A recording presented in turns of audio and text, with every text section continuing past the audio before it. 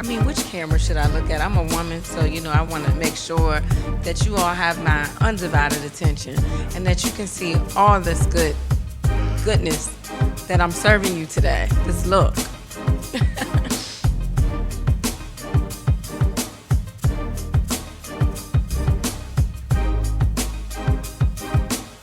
Good Tuesday afternoon, guys. My name is Jerry Miller, and welcome to the I Love CVille Show. We're live in Charlottesville, the Commonwealth, the country, and the world on the I Love CVille Network, presented by Ting Fiber Internet, the best of the best. It's Ting Fiber Internet, crazy fast internet. Judah Wickhauer is our director. We'll go to the studio camera. No more pomp and circumstance. We're going to get to the real deal, and the real deal is sitting across from me right now. Her name, Tanisha Hudson. Tanisha, first, Happy New Year and good afternoon. How are you? Happy New Year. I'm well, and hello, Charlottesville. Excited to have you here. Excited to be here. I've admired, and I mean this genuinely, I've admired your influence. I've admired your tenacity, your stick-to-itiveness. I've admired your focus and passion for a community that is in your blood, born and raised here. Before we talk a news cycle, and the news cycle is hot as it's ever been, how about an introduction to you, Tanisha? What are you all about? Who are you, for those that don't know you? So, I am Tanisha Hudson. I'm born and raised in Charlottesville. I'm just a regular, schmegular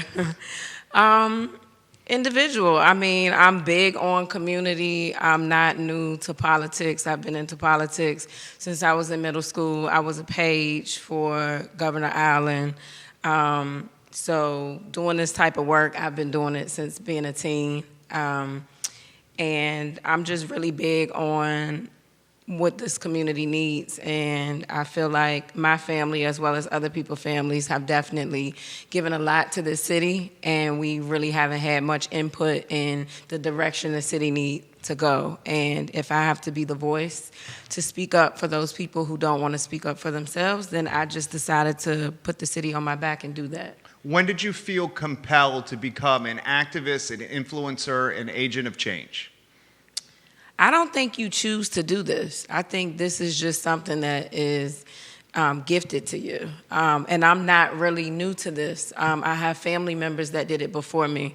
So I really do think that it's something that's probably just passed off. I had a cousin who was a huge agent of change. His name was Dr. Reginald A. Johnson, and he started Pilgrim Church in 1964, I believe.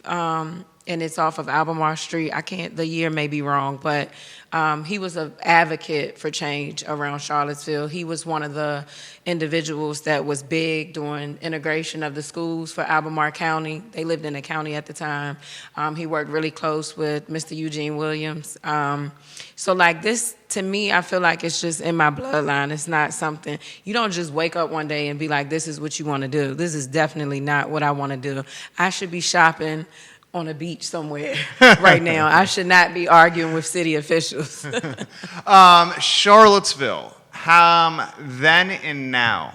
When you grew up in Charlottesville High School, standout basketball player, we know the reputation, you're a hell of an athlete, to Charlottesville now. Can we say it's changed for the better? Are we seeing much of the same stuff you grew up with?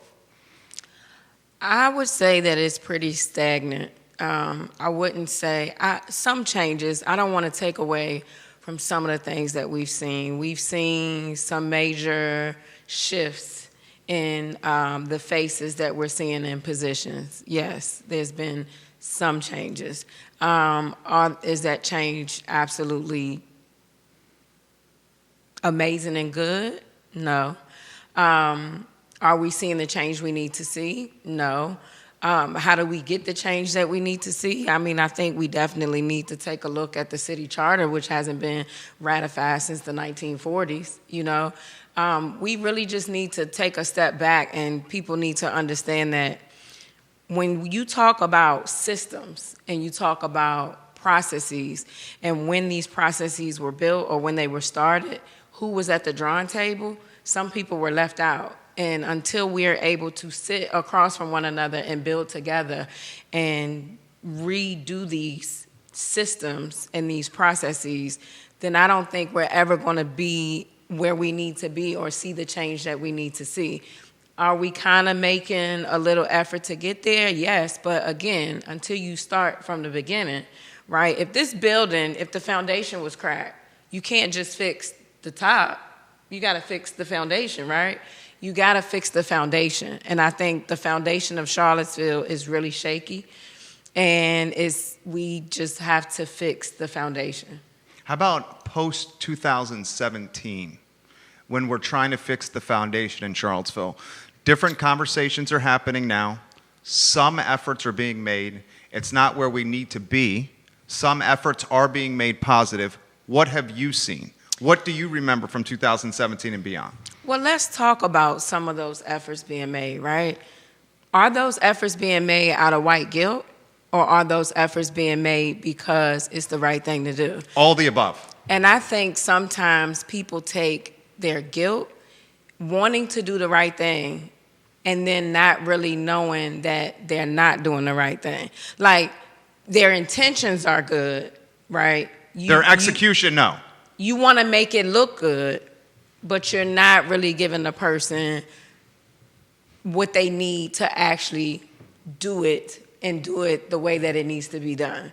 If you're just going to put a black face in a position and say, hey, this is the new director of diversity and inclusion, that's not doing the work. Police chief, 2. That's not doing the work. Mayor? That's not doing the work. You need to actually put people in positions to actually be the change that they really want to be, right? Because if that's the case, right, you brought up the mayor and the police chief. Well, we had a black city manager too. Dr. Richardson. But who let him do his job? The 2 that helped Heather Hill and Mayor Nakia Walker. Well, they didn't help him do his job. Yeah. They kiboshed him. They pretty much kept him from doing his job, but they helped hire him. Well, I wouldn't say that, because the mayor never supported him being hired, and she's been very open about that. But again, listen, the reality of fixing the foundation of Charlottesville is this. New people coming here, not getting the tools and the jewels that they need to be successful, will not create a better environment or a better... have the impact they want to have. Exactly. Like, it won't give us what we need. It won't give us the climate that we need around here if you're not going to give them what they need to be successful. A good example of that is Dr. Richardson. And here we are, here we were. Let's go back. Let's go back last week, right, before Sunday. Let's go back last week. The beginning of December. They had agreed on a search firm, right, to find our next city manager and to fill these vacancies. So here we are again, searching for someone new. When we had someone new, we didn't want to give them what they needed to be successful, nor did we want to work with them, nor did we want to provide, the tools and the jewels needed to be successful, right? People want things their way, and they're not willing to... I don't really want to say compromise, because that's giving them the benefit of the doubt even saying that. But they want things done their way. And when they want it done their way, and that's it, right? But that's not that's not government. It doesn't work that way with being in politics. Let's talk Dr. Richardson. So Okay. Dr. Richardson... about a year on the job. 16 months. Dr. Richardson, he had a very open fallout with council.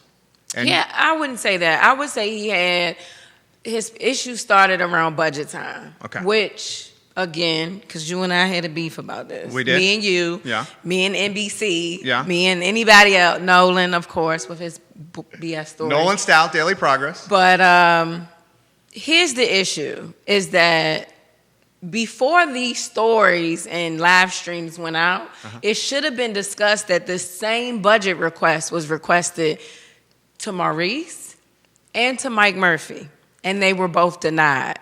Nobody covered that. And so it made it look as if this new big black man, right? Because let's be real, like, being big and black definitely plays a part in this city that's a majority white.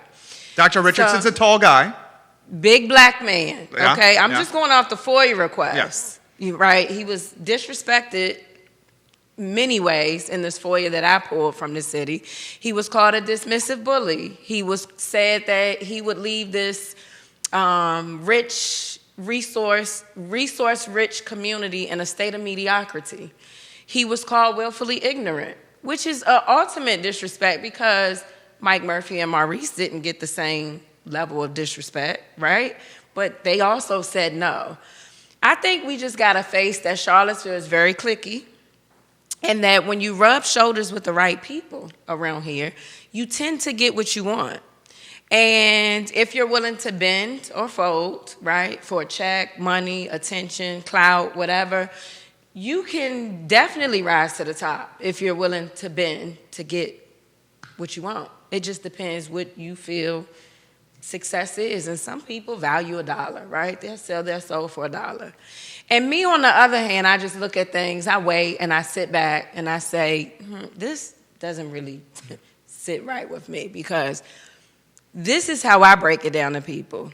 When West was disrespected, Dr. right, West Bellamy, the city came out in droves. When Mike Signer targeted Nakaya right before election, the city came out in droves.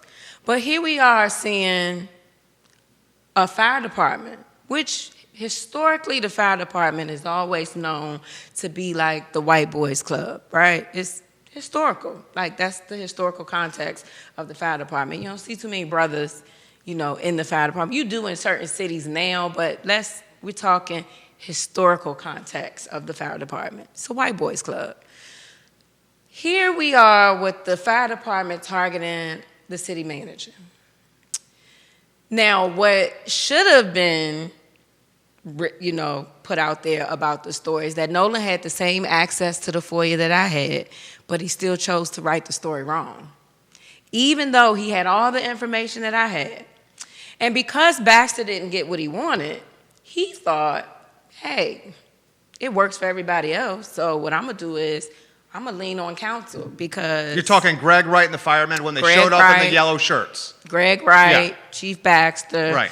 They lean on counsel, and they lean on their friends that are in positions of power to basically get what they want. And he thought that it would work out for him. Never did they see this 52 fake coming from me with this FOIA request to uncover the truth. So when this whole big story went out that Dr. Richardson responded back to Greg Wright calling him willfully ignorant, which, might I add, that Greg Wright went on a trip to Ghana with us, to Africa, and we watched a video when we went to one of the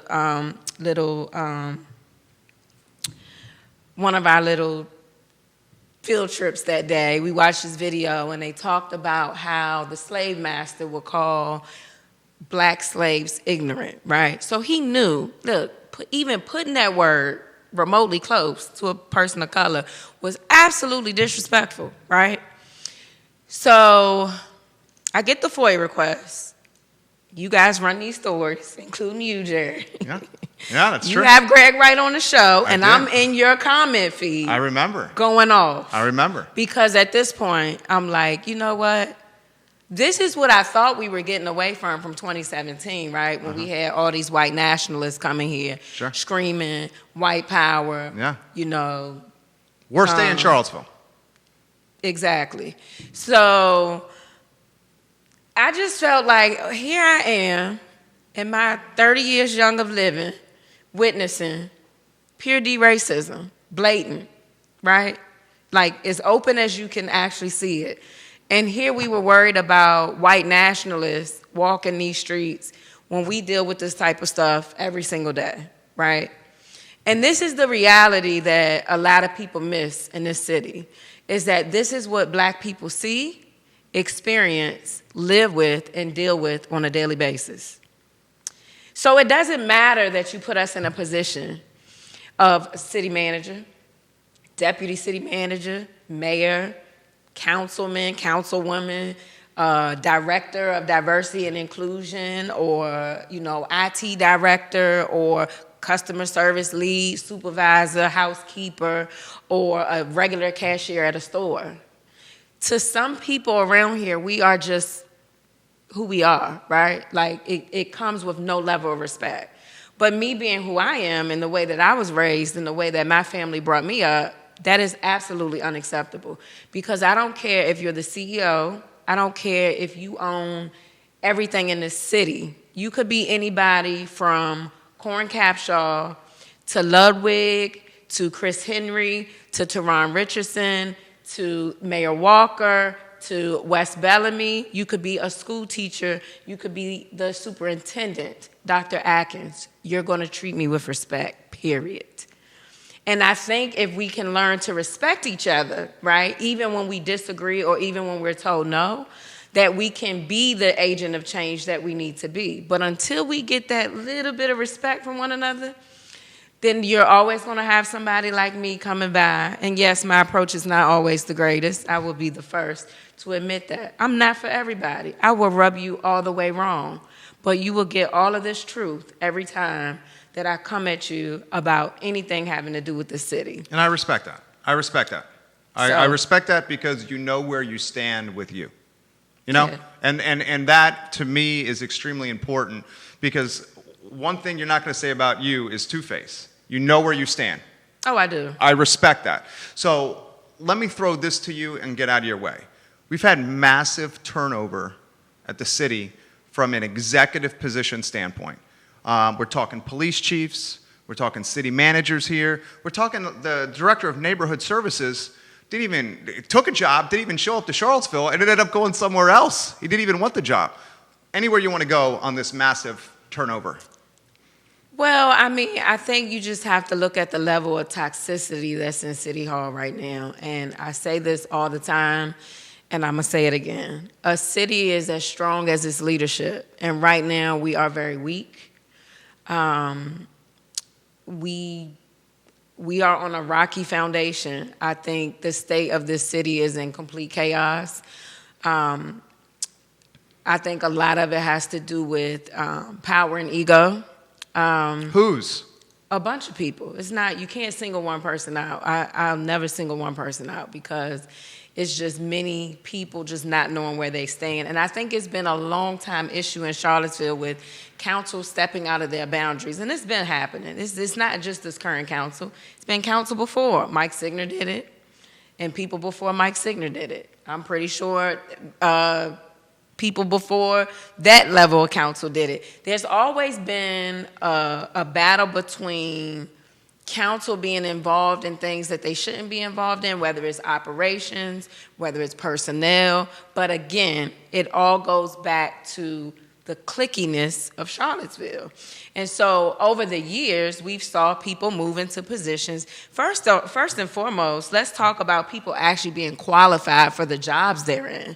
A lot of these people, if we did a full analysis of the city and the people that are in these positions, some of these executive positions to begin with over the years, people were placed in these positions. Maurice Jones came from NBC 29 as a sportscaster. That's right. He was placed to be our city manager. So when we talk about experience, qualifications, who can be a city manager, who can't be a city manager, who can do the work, who can't do the work, right? Who has the experience, who don't have the experience. You have to look at this city has been one of those cities where they've moved people into positions based off, look, we just gonna put you here. You're basically just a pawn, and you're gonna be a yes person. When we tell you to say yes, you say yes. When we tell you to say no, you say no. Is that John Blair? I don't think so. I honestly believe that John Blair did what he did to save us from Chief Brackney being the interim city manager. I agree with that statement. John Blair, for those that don't know, is the interim city manager. He was moved from city attorney to interim city manager as a stopgap until the city council and city hall could get a full-time city manager in place. That hire is now on pause. On hold. And Mr. John Blair, for as long, we don't know how long, is going to be the city manager now. Maybe short time, maybe a year and change. We just don't know. What do you think? So, listen, I'll be the first to say this on the record live on this show, that the only option we have to stabilize the city and keep people in executive positions who have tendered their resignation at this point would be to bring Dr. Richardson back. Wow. The facts are this, and let's talk about some facts. And here's my thing for I get this from a lot of white folks. Why would he come back? Okay, why would he come back? But you have no room to ask why he would come back if you didn't ask him, are you sure you want to go? Touche. Or what is your reason for leaving? These are the facts. I can't tell you how to run your show. This is your show. I Love CVille is your show. It is your brand. This is your podcast.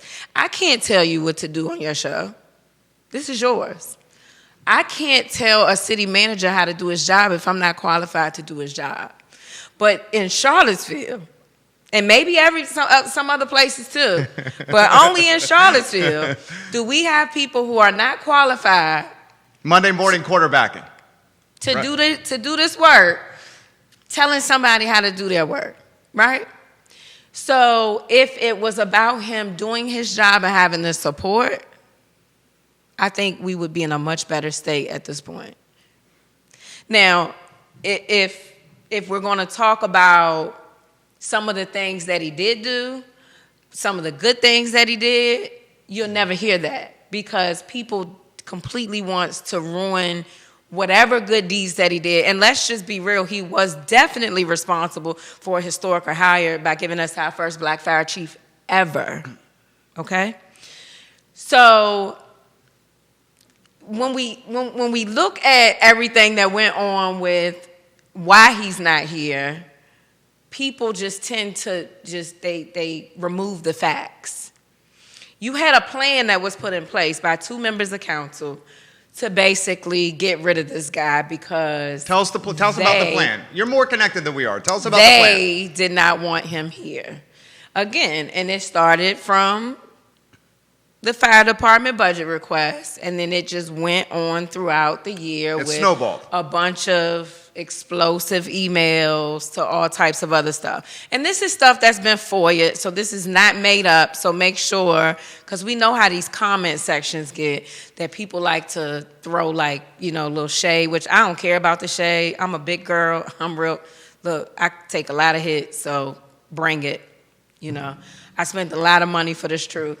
But, they didn't want him here. And all the way down to his evaluation, who they sent the evaluation to, it wasn't sent to everyone. Him making requests saying, hey, I noticed you guys only sent my evaluation to 1/3 of the staff. I hope next year, moving forward, we could send it to everybody so that I can get a better feel of what's going on with the people that I represent and who works for me, and I want to get to know everybody, but this first year's been busy, blah, blah, blah. It was just a lot. And the back and forth emails and texts between Mayor Walker and Heather Hill, going back and forth about Dr. Richardson, the nitpicking. It's just like a bunch of high school drama. You know what I'm saying? It's like a bunch of mean girls picking on one girl.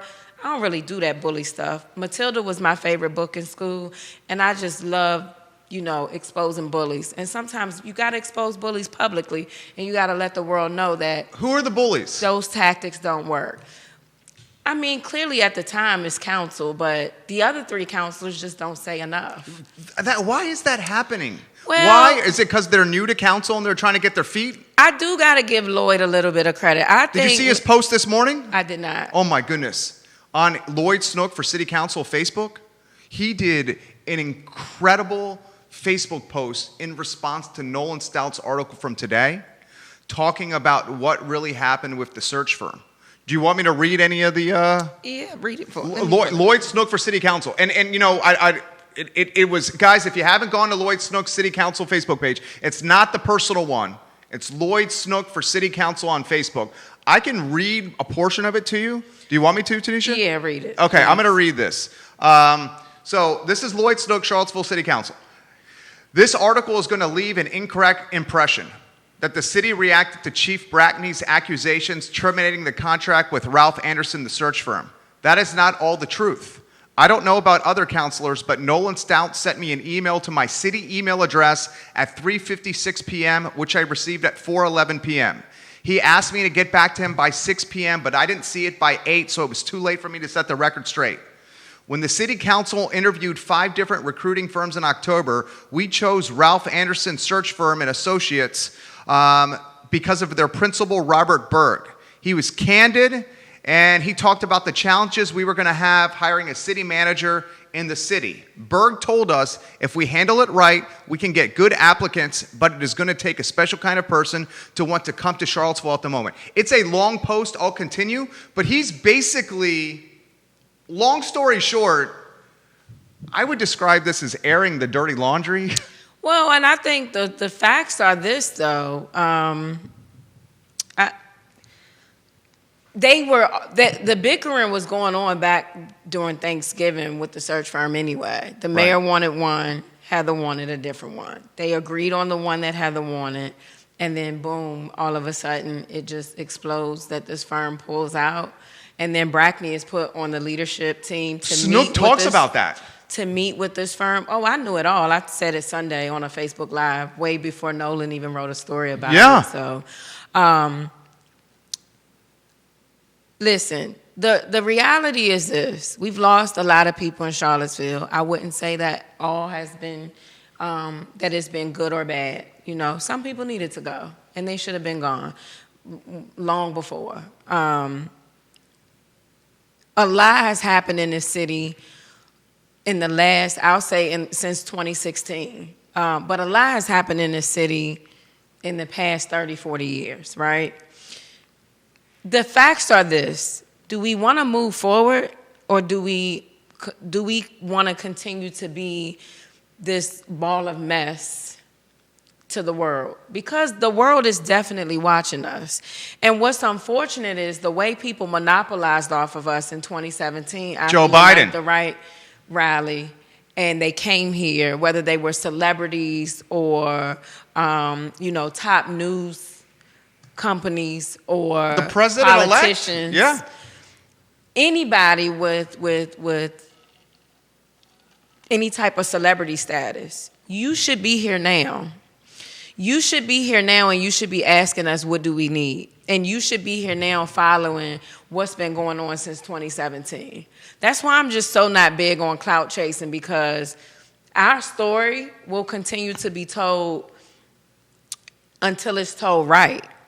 And it just hasn't been told right since the Unite the Right rally. The entire image put out on the Unite the Right rally was completely whitewashed. The initial fight itself was completely misrepresented. We really need to just sit down and think about what is stabilizing this city, and how do we stabilize this city. And I tell people all the time let's go back to what Dr. Richardson come back. Apple got rid of Steve Jobs, and then when Apple started to struggle, what did they do? They called him back. And then Apple became one of the biggest tech companies again. Let me throw this to you. Do you think if given the chance to come back, he would come back? I do, because I believe he just wanted to do his job based on the FOIA request that I got. Then he would have to probably give back that lump sum. No, he earned that. So that would be... They ran him away. Okay, so he keeps that lump sum and initiates a brand new contract. He earned that. Yeah, they ran him away. Listen, the reason why I'm so big on what happened is because that happened to me right here in Charlottesville with a company downtown on the mall. And so I am not for anybody coming for people, jobs, how they work.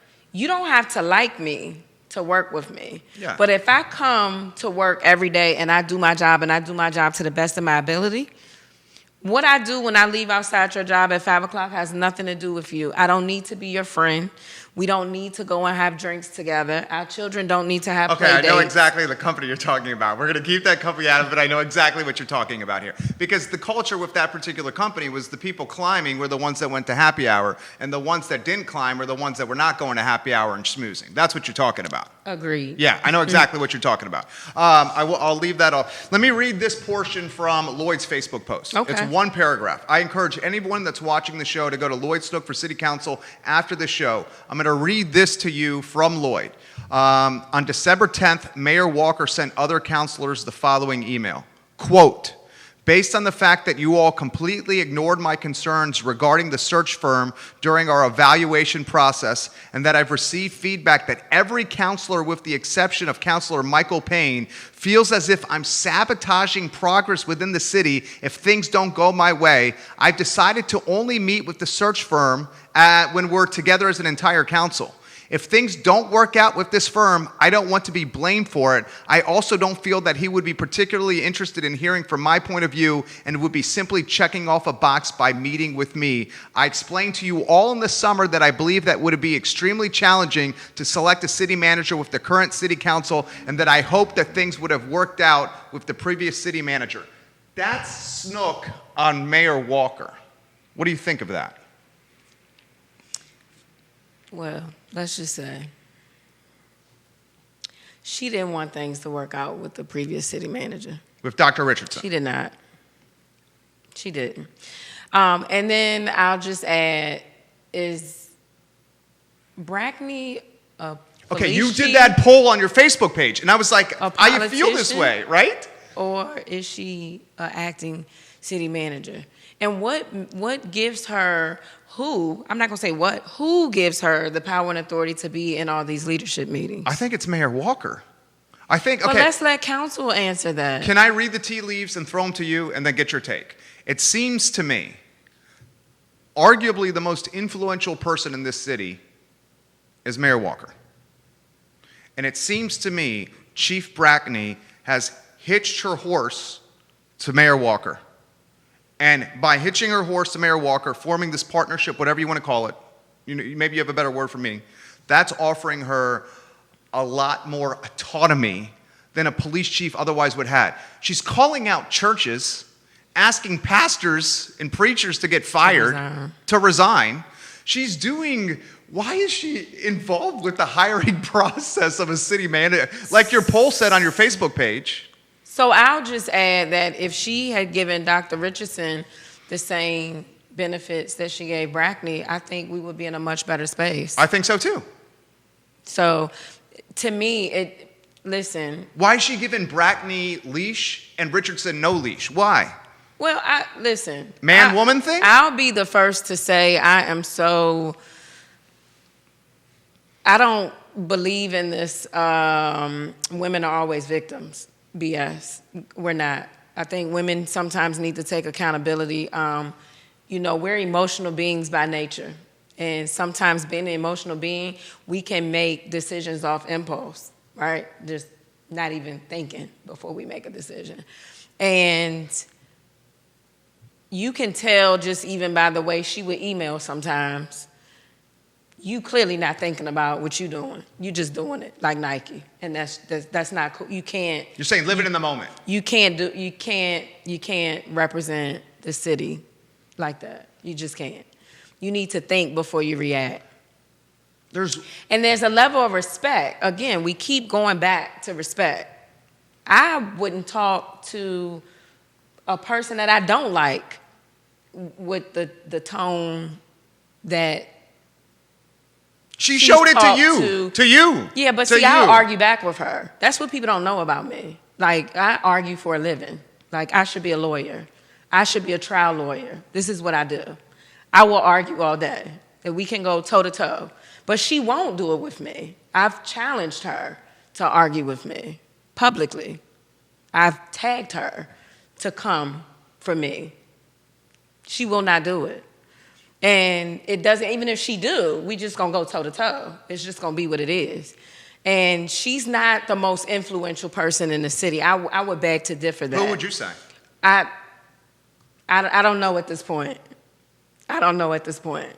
I feel like people neglected even paying attention to what I was putting out there back in, I would say April is when I started. And then in May, they violated my rights. Listen, I've been trying to tell the truth for so long. On the CVille 360 show. I was trying to tell the truth for so long that it actually landed me a lawsuit because they didn't even want me to even speak at a public meeting. But you got paid. Definitely did. You got paid. But that should tell people, listen, I'm a firm believer. Look, the universe will give you what you give it. So when you're giving the truth and you're doing the right thing, because it's not always, listen, doing the right thing does not reward you all the time. It does not. That's true. Sometimes it costs you more to do the right thing than what you'll get in return. And I'm okay with that. But in this particular instance, doing the right thing actually rewarded me because it was just the right thing to do.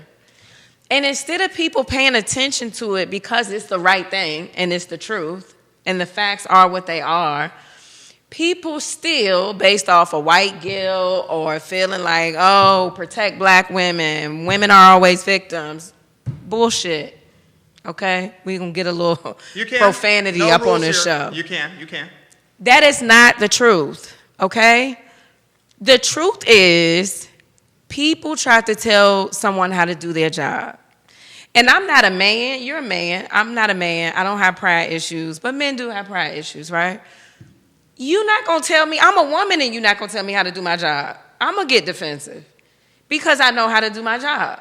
Not only pride issues, but he was name-called in public forums by employees that he was their boss. Exactly. Yeah. So, and you can't, listen, the bottom line is this. If you have a history of not working well with people, it follows you. Okay, then I ask you this. If is it where there's smoke, there's fire, and it seems to me, I'm going to cut straight to the point. You're a straight shooter, I'm a straight shooter. It seems to me, Tanisha, that the smoke is originating with Mayor Nakia Walker. No, it wasn't just her. I would never, and I'll say that publicly, I've said it before, I can't put the blame on just the mayor. But not just the Richardson a united stuff. Other aspects plan. Besides just Richardson. Many layers to the onion. It's many layers to the onion, definitely. I think her and Heather together targeted Richardson. That wasn't an individual plan on the mayor. That was a team effort amongst her and Heather. That's been put out there. It's been talked about. They have text messages between each other that I FOIA. They have a ton of emails. It's no secret. Can we say this to all the folks that are watching? City Hall's now watching the program, by the way. Good. Okay, City Good. Hall's watching. I'm glad. You got the Daily Progress watching in both TV stations. I'm glad. Can we encourage City Hall and all elected officials and people of influence? Maybe you should get off the emails and the text messages and communicate in person. And that's my thing. Like, you dumb to even do that type of stuff. Exactly. Like, who raised you? Dude, remember when we were in high school and college? And I'm gonna corrupt myself a little bit here. Whenever we were doing something we weren't supposed to, or trying to get something we weren't supposed to do, you didn't talk on the phone. No. The number one rule was you don't say it on the freaking phone. Right? That's like common sense. Yeah. I mean, isn't that what you remember growing up? You know. That's what I'm saying. That's what I remember growing up. All I can say is people are so smart, they're stupid. Right? Or they think they're above it and they're invincible. True. I do feel like sometimes people do think that they are invincible. That they are. But, you know, I'll say this, and I'm glad that everybody you named is watching, because this has been my movement for the last couple months. I've had a couple conversations with a couple different people, and I'm about solutions, right? And it should be about solutions at this point. We know that someone is leaving the city. They tendered their resignation here recently, and they're leaving. Well, what are you saying with that here? Give me a little more insight into that. Who's leaving the city? I'm not going to say no names because it's not public. An official? But yes. In the city? The HR director submitted her resignation, but she is still working through, I believe, February, maybe March. At this point, to stabilize the city, the wisest thing for this city to do, and I actually have people on council that agree with me, and people in positions downtown that agree with me, that bringing Dr. Richardson back would be the answer. And here's why. You stabilize the city because the people who have tendered their resignation, they may stay because they were his hires, right? You have people who, he was filling the vacancies. That's no question. He did hire the NDS person, but then after he resigned, these people said, look, why should I come here? Chief Hezedine Smith, he ended up coming. He was second guessing coming at one point, I'm pretty sure, because Dr. Richardson was leaving, but he did decide to take the job, so he's here now. We know that he can fill the vacancies, right? If council would work with him and allow him to do his job, then maybe we could stabilize the city. If council will admit their wrongdoing. See, I'm all about, it's not the mistake, it's what you do after the mistake that counts. Okay, you tried to sabotage your man's career. Look, I had a job do it to me too. However, I took my job back, but I took it back because I wanted to do my job. And when you love what you do, you'll go back because you love what you do. So I'm going to say, and this is not me technically speaking for Dr. Richardson. This is me speaking through the FOIA request that I paid for. If he knew that 3 out of 5 counselors would fully support him, I could definitely see him coming back. If he come back, we save people from leaving. If he come back, we stabilize our city. We stabilize our budget because according to someone that I spoke to, we're definitely not headed in the right direction, even with the budget. So, and John Blair, hopefully we can save John Blair. I mean, you can look at John Blair. I tell him this personally. He looks exhausted. Oh my gosh. He is He's naturally a good dude. Nice guy. Yeah, like he is like nice the guy. nicest guy ever. Let's both say, everybody say that City Hall is watching. She is saying that, and I'm saying that. This is like the so type of guy nice. that you want to be your friend. He never even raised his voice, and I be feeling so bad sometimes Yeah. when I'm yelling at city council because, Mr. Blair, I ain't talking to you because you're just a nice dude. He's a nice dude. He is a really nice guy.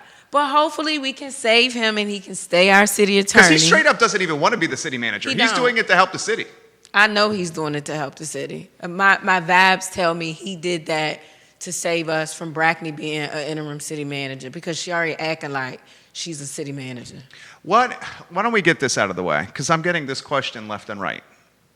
Okay. Tanisha Hudson, November 3rd, on the ticket for Charlottesville City Council. November 3rd is my birthday. I will not be here. I will not be a politician. Okay. I will probably be in Las Vegas or Miami turning up. We want to, okay, there we go. So we're getting that out of the way. Yeah, no politics. Multiple people are asking here.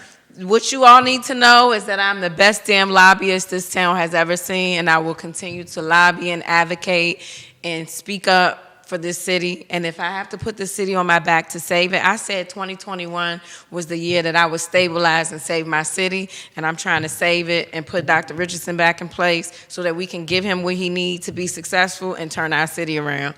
So if y'all with me, be with me. And if you're against me, get out of my way, because hopefully it happens. How about Dave Norris for city manager? I love Dave, but not in this toxic situation, no. Former mayor, former city councilor, No. negotiated the parking treaty, affordable housing advocate. No. Not the guy? Do you have to go out of Charlottesville? You have to be able to fight bullies. And Dave is a naturally nice guy, too. Dave is another John Blair. You have to naturally be able to fight bullies. There's a lot of truth to that. Scott Aaronworth is watching for Virginia Beach. He's an attorney. He says, she is right. I'm a criminal defense attorney. No texts, no emails, no phone calls. Come on, guys. I mean, The dumbest criminals ever. It's the worst Shout out to criminals him. ever. Like, I know. Do y'all not watch How to Get Away with Murder? I knew that when I was 16. Don't Listen. say it on the phone. If you want to get it, do it in person. CSI. Yeah, right? All right, let me throw this SVU. question to you. This is a good question, and you can go any direction you want here. This is from one of the viewers. Jerry, please ask Ms. Hudson what it was like to be a black woman in Charlottesville, Virginia. Anywhere you can go there. I mean, it's very challenging at times. I tell people all the time, you know, I'm blessed beyond measures. You know, I do well for myself, but every job that I've worked, I've always been one of the only one, or one of two of the only black people. And, you know, it gets challenging sometimes, and it's sad that, you know, to feel culture, to feel the vibes that I want to feel, that I have to go to D.C. or I have to go to Philly or I have to fly to Miami or I got to go to Vegas, like when Floyd Mayweather fought Pacquiao, just to be around my type of culture, or, you know, go somewhere just wild and crazy just to feel the experience of being black. It's kind of unfortunate, but it also kind of motivated me because before the world shut down, I was on the verge of kind of bringing that vibe to Charlottesville. You know, I did the Unity Day concert. I got Wale here. I did the documentary talking about the Black resiliency. So, I mean, it's a gift and a curse at times, sometimes being a black woman here. But, you know, sometimes you still feel invisible, which is crazy because people just don't get it. They don't get that when I walk outside these doors that I should have an option of feeling and seeing and experiencing the things that I could see, feel, and experience somewhere else. I shouldn't have to buy a $500 flight to go somewhere else just to go and be amongst people that look like me. I should be able to come right here downtown and have the same brunch experience that I could have in D.C. You know what I'm saying? So again, it's the pros and cons, but I think we'll get there eventually. I think we got a long way to go, and you know, it's really challenging at times being a black woman here and being a young black woman, right? Like, my lifestyle's a little different. You know, I like to have fun. I said that before the show started, but it doesn't bother me as much as it bothers someone else because I've been allotted the opportunity to see the world and travel the world and go different places. But for people who don't have those options like me, it is kind of unfortunate because then, you know, when there's shootings, like we were on our 4th homicide in 60 days, people don't understand that some of these people, they don't know anything outside of the bubble. This bubble. And, you know, my cousin say all the time, and I kind of stole this from him, and I've been quoted on it 1,000 times, but this is really my cousin saying, there's not one corner that you can stand in the city and just not see Monticello, right? So it's almost as if you still feel the whole slavery feel, and it's like people that work for UVA be like, my mom say this all the time, Thomas Jefferson is dead and gone, but his spirit is still alive working at UVA, right? So it's that systemic Southern racism, the feel of it all, you know, black people feeling like, yeah, if I do it, you know, feeling like me, I don't know. I truly just, I give zero, you know what, like, period. So it's no boundaries with me. And like, you can't stop me like you can stop other people. I'm a fighter. I'm a natural fighter, but not everybody has that natural fight in them to keep going. Like me, if I get a no, I'm gonna challenge it, but most people don't. Most people don't go the extra mile, and they just give up. And I think that in itself makes it challenging being black in this city. The city's getting less diverse too. It is. It's getting whiter. It absolutely. I mean, look at the cost. We can't afford it, and so people are moving to the counties, or, you know, the surrounding counties outside of Charlottesville because it's so expensive. And I'm terrified of that. And that's one of the themes that I try to emphasize on this network is I am terrified of Charlottesville becoming, and some have said it already has become, a white, rich playground. Well, and I think you also need to, you know, you got to think about the why, though, because growing up, I knew when I was 15 years old that people said in 30 years how UVA would spread out into the city, right? And I knew that at the age of 15.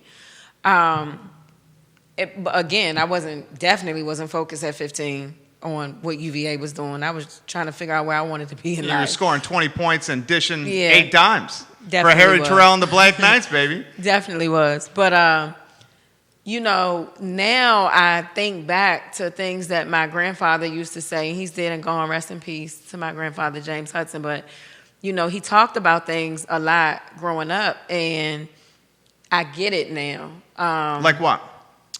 Well, I mean, I come from, I'm like a tale of, like, 2 families. I like to say that. Like the tale of 2 cities. I'm a tale of 2 families.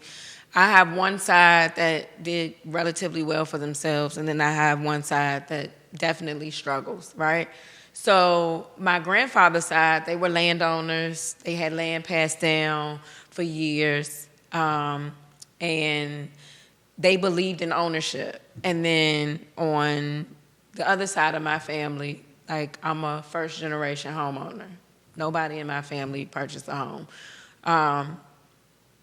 So there's a difference. And I think when you grow up and you grow up in an environment where you just don't know, it's like we got to flip what we've learned, right? Even though I'm raised a certain way and I was taught certain things growing up, I have to reverse all of that knowledge, and you got to study people that you probably never would have even sat across from before.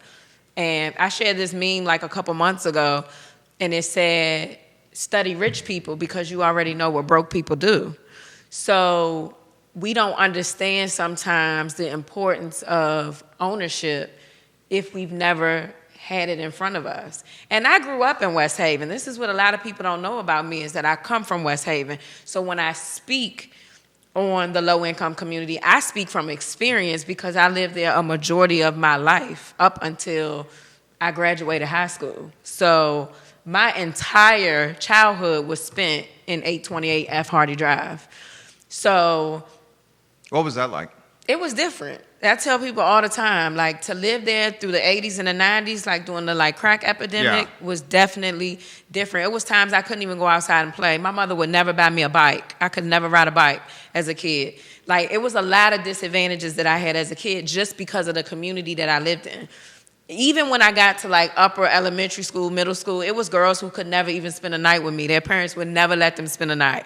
Like, it was wild at one point. And I mean, I have these conversations with police officers all the time. Like, it was crazy growing up in that community. I can remember a man, so funny, my room was to the back, which 828 sits on the end of Run Street, which is now the back of the UVA apartments. But there used to be a store across from my unit called W&W. And it was this hill and this sidewalk. And I believe it was, what was the street? The blood bank used to be behind my room. So I don't know if you remember, I think it was sheer hair. It was like a hair salon. They used to sit right there. It was a little office building right there. I'm not, you may be surprised by this, but I'm not super familiar with West Haven in the 80s and the 90s. No, this was actually just before they knocked it down. Oh, gotcha. Where the new flats are. Okay, we're on Main Street at the Habitat building, right? Yeah, I'm with you. Benny so you're DeLuca the corner Pizza. of West Main and 10th, Roosevelt Brown. So right across from the Marriott, there used to be a fountain there. Okay, yeah. And a hair salon. Okay. And then the blood bank. Okay, so my room literally used to look back at that little shopping center. This was probably 10 years ago. Okay. The way it looked then. But it used to be this hill and the sidewalk, and people would just hang out there all the time, right? And so,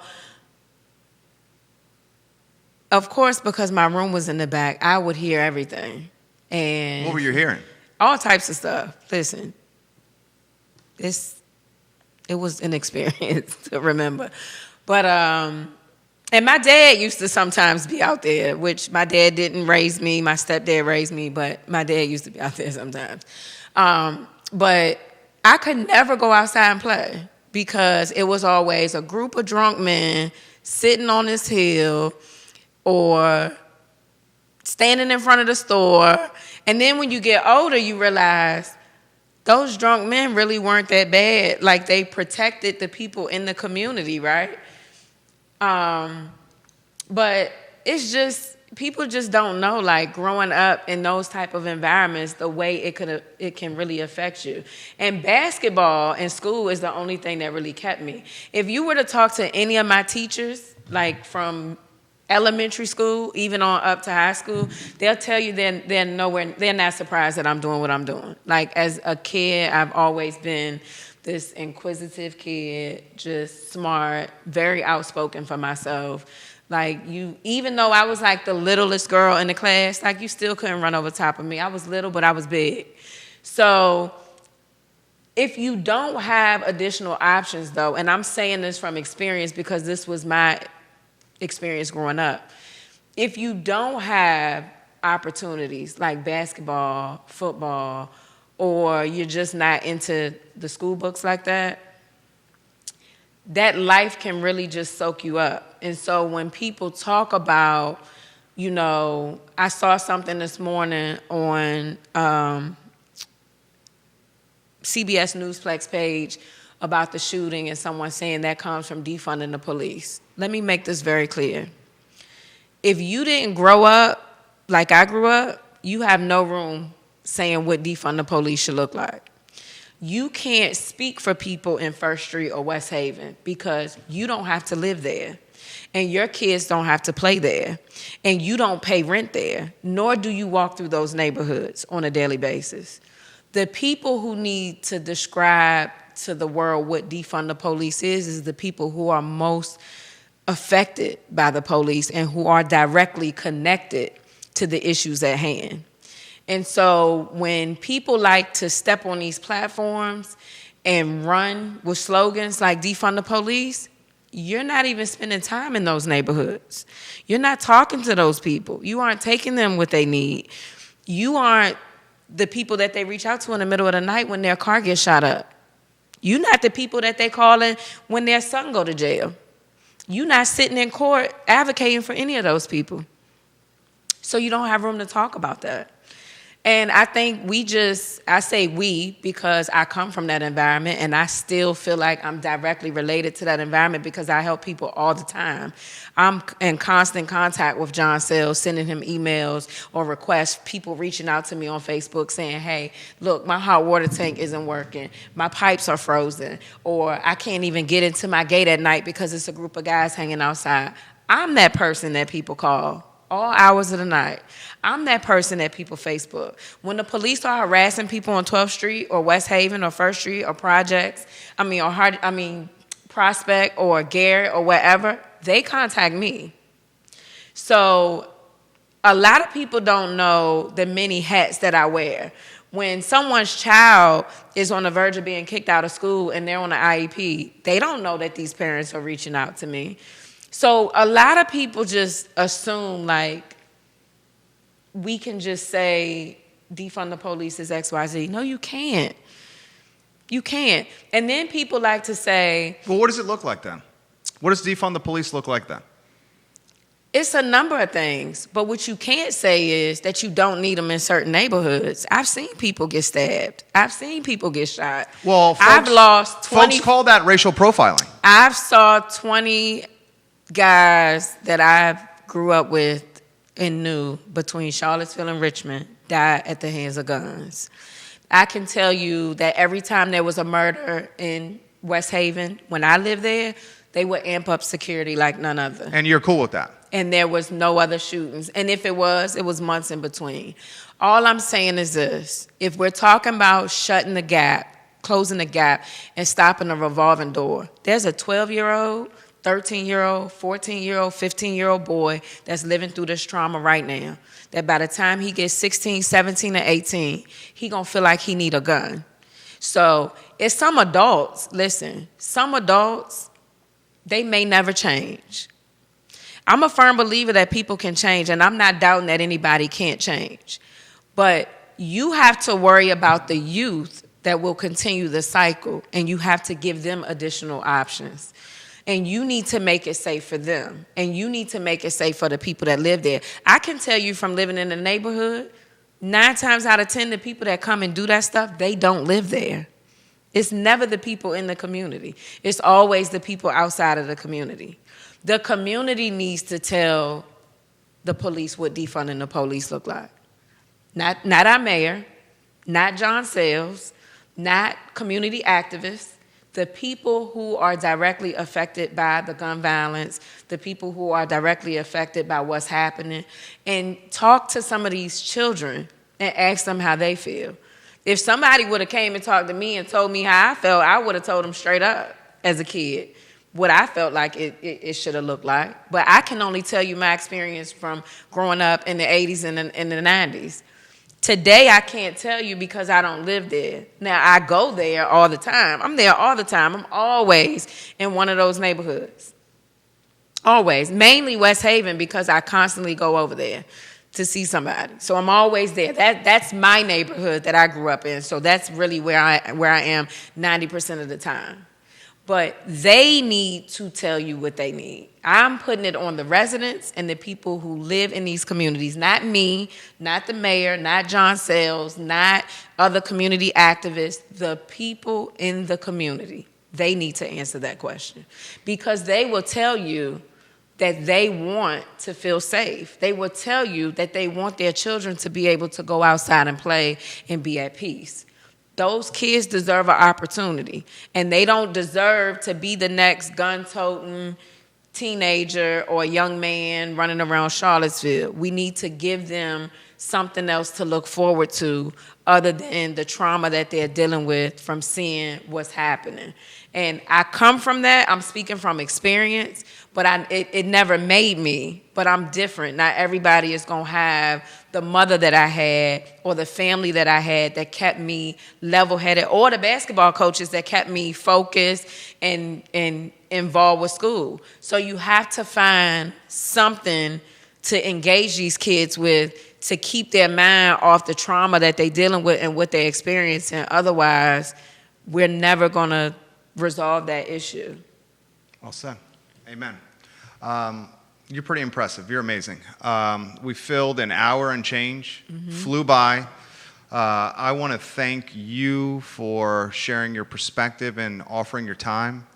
I've enjoyed this hour. I think before this, all I'd really known with you was what we see online. And I enjoy spending some time with you. Anytime you want to come back, seriously, I mean that. I will shuffle the schedule anytime at all. Well, I want to thank you for having me. And while we still have everybody online, especially City Council and the news outlets, I want to let the city know this is about stabilizing the city. We are in a state of chaos. We are. Our foundation is very rocky. And I think if we're looking for solutions and we want to rectify and fix what's happened with the city over the span of, I'll say, over the last year, I think the wisest thing for this council to do is to swallow their pride. Pride is definitely one of the biggest issues. Admit the wrongdoing. Have Dr. Richardson come back. That's the wisest choice. We're not going to get a quality candidate at this point. He is qualified to do this job. Would that be an incredibly embarrassing situation No, for it council wouldn't. in Charlottesville? It wouldn't. What's embarrassing is what we're seeing now. This is embarrassing. Very embarrassing. I agree with that. Very embarrassing. The bickering, the cattiness. That's what you said. It's Mean Girls. The back and forth. Yeah, it's like Mean Girls in the cafeteria. It's unprofessional. Yeah. And it's really sad. We don't look good right now, and I think that bringing him back stabilizes the city to a point that we're going to keep people from leaving. And if it's about keeping people from leaving and trying to turn it around, then what will we lose at this point? Like, what do we have to lose by asking him to come back? That's a good point. Because you're basically saying we've already lost face. Yeah, we can't get worried. That's a good. We can only win. Look, we at the pit bottom, so we can only go up. For that to happen, Snook, Payne, and McGill would have They can do it. They'd have to lead the charge. Because we know Hill and Walker don't want them. I'm not even going to count Heather Hill out. She can be the hero. You think she would change? She can be the hero. She should feel played anyway. She should want to be the hero. She could be the hero. She could bring them back to, listen, they had a working relationship at one point. What happened, I don't know. But if they all agree to stay out of operations and personnel issues and pass some damn policy like they're supposed to do, and maybe everybody watching should go look at the city charter and look at the role of the city manager and look at the role of city council and look at the role of the mayor, and then you'll see that people definitely been stepping outside their boundaries. So with that said, police chief too. she should have been gone anyway. Let me just say this publicly, and then we can close out because I know you were about to close. I just want to say that Chief Brackney still owes Robert Pryor an apology. That was the young man on Locust Avenue that she made out to be the Unabomber.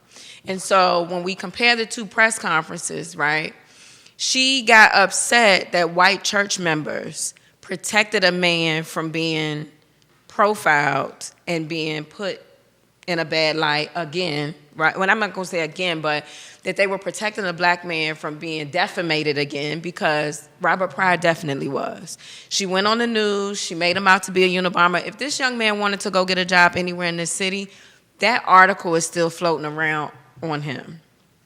You owe him an apology. And the audacity of her to say that people should resign for protecting someone from being defamated, because what we saw her do with Robert Pryor is unacceptable. And they never apologized. The city never apologized to him. The only people that apologized was Joe Platania. Shout out to Joe, and I do support Joe for Commonwealth Attorney, and Nina from the Commonwealth's office. And until we can accept all the wrongdoings that this particular council has allowed, and the tactics that they've just used, it's just, I think it would just be wise of them, and it may save their reputation, to just do the right thing and say, hey, look, we messed up. We did wrong. We're going to be like Apple, and we're going to call the help back, because we need Dr. Richardson. He don't need us. We need him. He don't need the city. He can get a job anywhere. But we need him, and we need his skills, his experience, and his ability to turn the city around. We need him. And I'm speaking for Charlottesville, and I'm saying that because without him, we have no options. And if we lose the person that we're about to lose, we're going to lose quite a few more. So if it's about saving the city council, do the right thing. Just call the man, tell him come back.